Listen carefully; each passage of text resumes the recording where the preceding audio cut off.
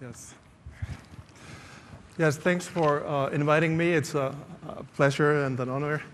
So I come from the first European country that sought IMF assistance 3 years ago. It's Iceland, small country, but became the symbol of the first phase of this financial crisis.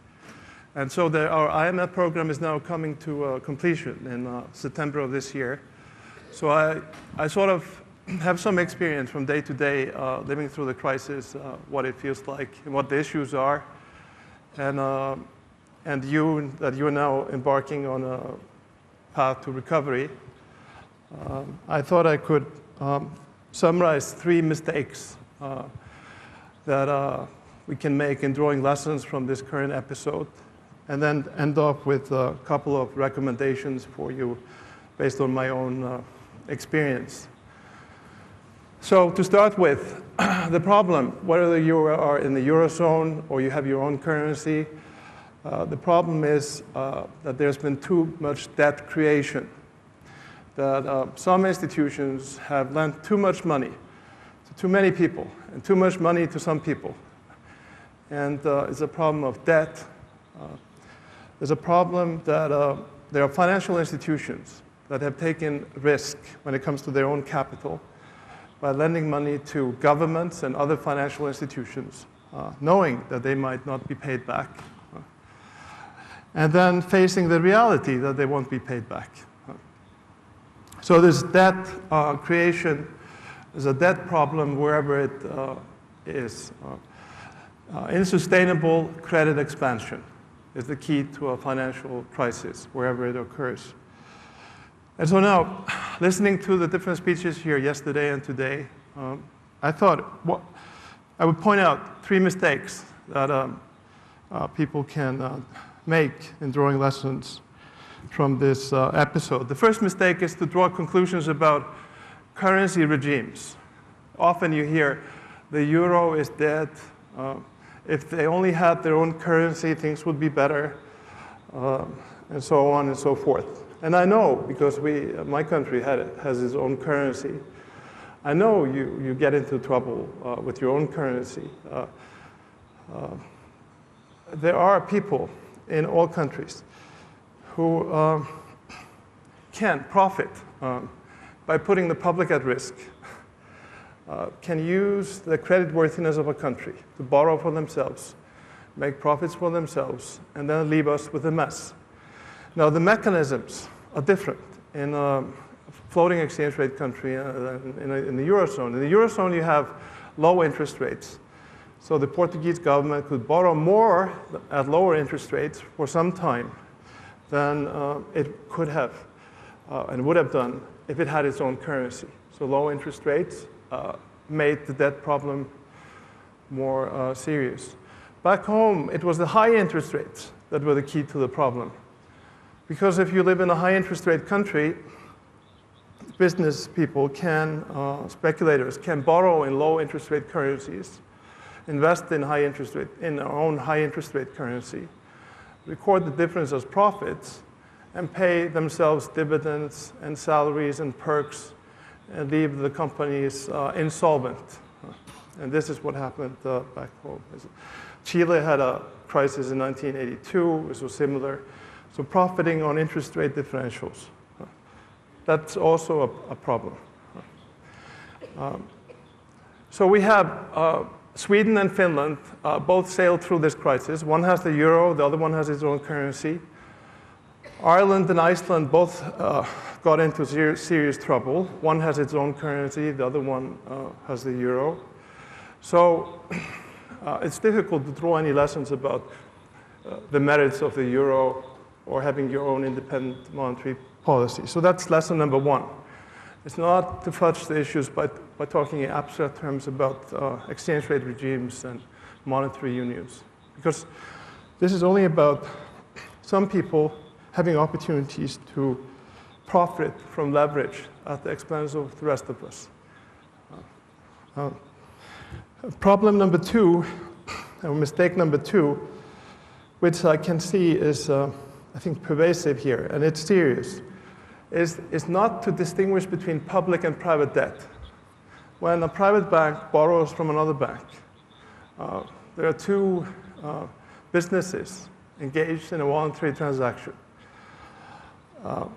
It is true if these businesses are systemically important that you need to use taxpayers' money to bail them out.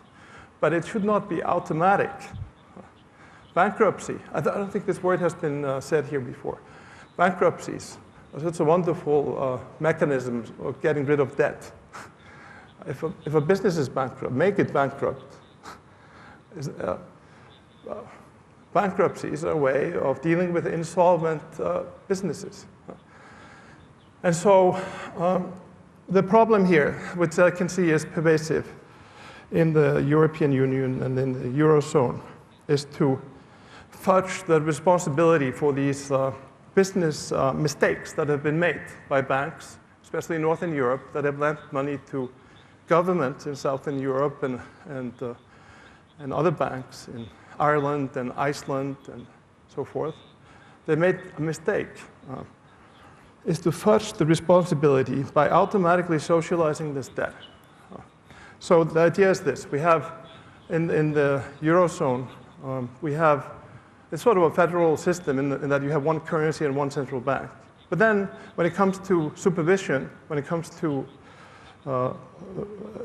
injecting capital into banks, so socializing the debt, it's a group of countries. And so the idea that has been going around is that Ireland should be responsible for the debt of the Irish banks. So Ireland has a huge banking system with 4 million people. Now, it's important, you see, that once you start socializing, then you bring to life the ghosts that can kill the European Union. the very thoughts that you don't want to bring to life here, that the taxpayer has to pay the debt. Is it the German taxpayer who has to pay the debt because the German banks wasted the savings of that industrious country by buying Icelandic bonds and lending to Irish banks? Or is it the Portuguese and the Irish taxpayers who should pay? Who should pay? And it's very difficult to make people who are worried about their own personal finances, bringing up their kids, willingly, happily give up their income for the sake of the European Union or for moral issues because it's our banks. We should be responsible, therefore we should pay higher taxes. And my own country has been almost torn to pieces because of a debate about deposit insurance, which was offered to British and Dutch customers of foreign branches of the local banks. So we were asked to take on, so a country with 300,000 people was asked to take on deposit insurance for 300,000 deposit holders. So I have a family of 5. We were supposed to guarantee 100,000 euros in deposit insurance, right? And we had a referendum. 40% said we should do this. 60% said no. Professor Zoega. Yeah. So it can tear the society apart. It could create nationalism and hostilities that you don't want to entertain. Now, the third mistake you can make is to have supervision at the national level, but the consequences of inadequate supervision fall on other people, other nations. This is a big problem. You need a Europe-wide supervisor because of the passport system here. So the recommendations takes 10 seconds. For Portugal, is 3. First, you have to lay it all out. What went wrong here? Why did the state borrow this much? Who benefited from all this borrowing? To have, it's like a family, and some family member has misbehaved, and you want to cover up, but not to cover up. Lay it all out.